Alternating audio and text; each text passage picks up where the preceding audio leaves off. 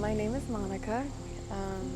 I am from St. Paul, Minnesota, and I am the youngest of 10 children to two very strong, amazing Hmong refugees.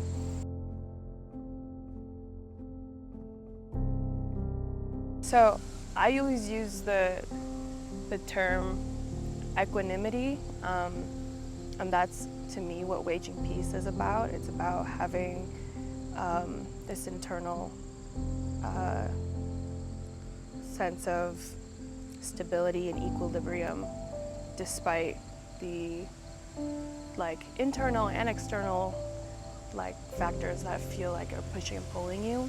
So when I think of it, I sort of visualize me being in this bubble, and I see everything going on around me,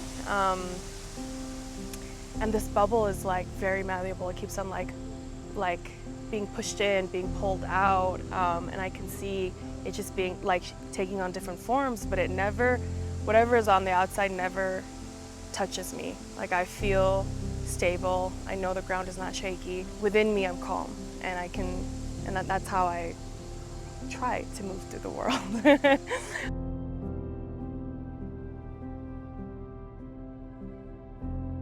Patterns, how do you break out of them, you know? I don't know. One day at a time, you know? I didn't start meditating until sort of my last year of college. And I was very depressed at that time, and when I started the process, my journey of meditation, it was very on and off.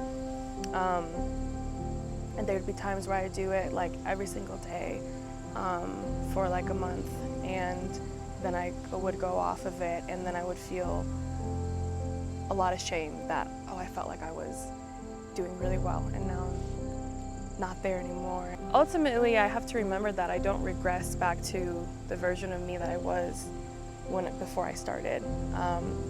That this is a different version of me that I have not yet met, and then I think that Waging Peace becomes just a part of the process, that it's not the destination, you know? And if we sort of keep on thinking that Waging Peace is the destination where we just want to get to that place, we start focusing so much on that we forget how to even get there.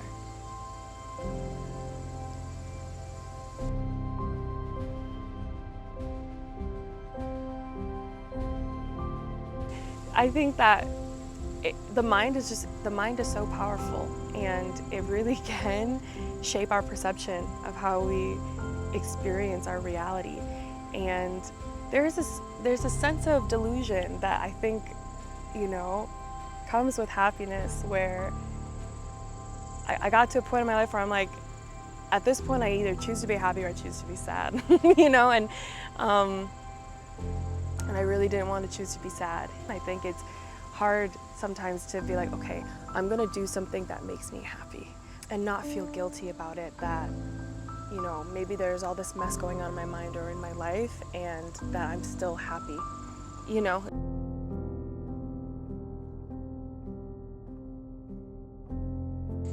I think I realized for me it was about, I had so much tolerance to hold sadness, and so I felt that there was a truth to that I had to see and I had to hold, and I felt that that was the way life was. But it really brought me down to a dark place, and so for me to believe that I was a happy person, to believe that I was a good person, or that I deserved patience and I deserved grace, that was foreign to me, that idea. And so that's why I say there's this little bit of delusion, where I had to, at that moment, in that state of mind, had to believe that it was okay for me to deserve those things. It felt delusional.